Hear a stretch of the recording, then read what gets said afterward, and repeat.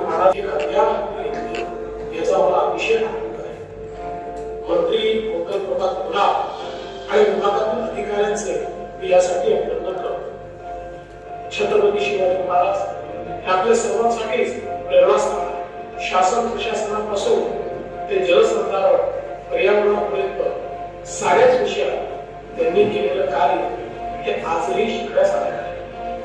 5 विषयांची निवड करून त्यावर नामवंत वक्त्यांची व्याख्याने राज्यभरातील ITI मध्ये आयोजित करण्याचा उपक्रम छत्रपती शिवाजी महाराजांच्या शिकवणीला अनुसरूनच आहे असे मी मानतो. नागरिक कर्तव्य आणि राजशिक्षणाच्या कुटुंब प्रबोधन, स्वदेशी विचारांचा प्रसार, सामाजिक समरसता आणि पर्यावरण संतुलन या 5 विषयांची निवड आजच्या समस्यांना पूर्णच आहे. आज ऑपरेशन सिंधूमुळे जगात आपल्या कर्तव्याची छाप उमटली आहे.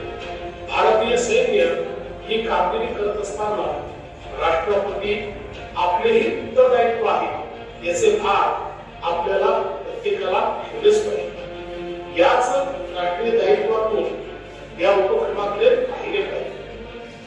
विद्यार्थी दशेतच संस्कार होणे महत्वाचे असते. त्यामुळे केवळ उपक्रम म्हणून याकडे पाहू नका.